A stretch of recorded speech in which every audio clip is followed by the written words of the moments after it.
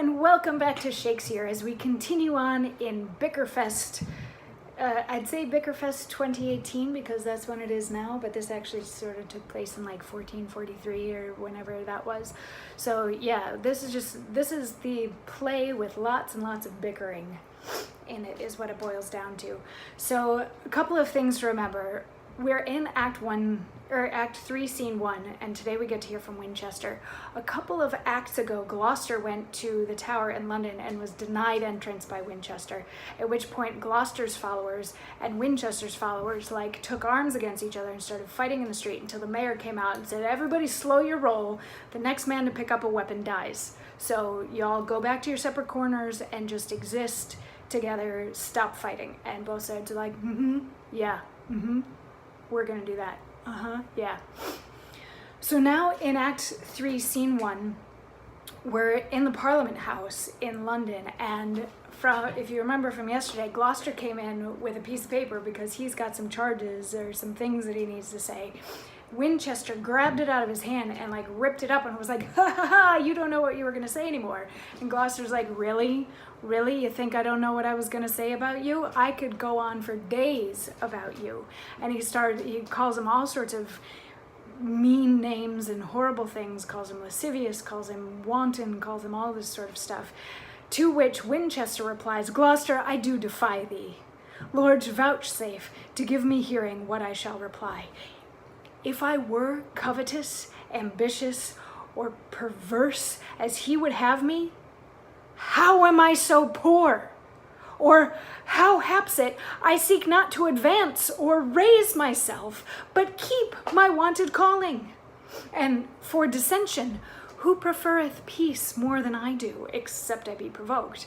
No, my good lords, it is not that offends. It is not that hath incensed the Duke. It is because no one should sway but he. No one but he should be about the king. And that engenders thunder in his breast and makes him roar these accusations forth. But he shall know I am as good." And then Gloucester jumps in and is like, "You're not good." And then they get into this whole, your mother was a hamster and your father smelled of elderberries. I blow my nose at you. And then a couple of their guys, their servants who've been fighting out in the streets, the mayor comes running in and he's like, "I told them they couldn't use weapons, so they picked up stones and they're throwing rocks at each other and they're breaking windows all over the place and they're injuring each other, and what is this?" And a couple of those servants end up in the Parliament House in front of the king, fighting with each other. And Gloucester, or I think Winchester maybe does it first, is like, "Whoa, whoa, whoa, hold up, guys." And the guy's like, "Yeah, blah," and they start fighting anyway. And then Gloucester's like, "Whoa, whoa, whoa, hold up." And they're like, "Yeah, blah, blah." And the king's like, "Come on, guys, this is making me really sad. Can we please stop with the fighting?" And Gloucester's like, "Okay, fine. I will tell my men to stand down. Winchester, tell your guys to stand down." And they shake on it, and they decide that they're not gonna fight anymore. At least not in front of the king. And then they can go on with their regular parliamentary business, which, just because the next monologue that we've got is at the very end of the scene when Exeter is left on stage by himself after everybody else has left. So the rest of what happens in this scene is they hear a suit or a plea or a whatever to restore Richard Plantagenet his titles so that he can become the Duke of York again.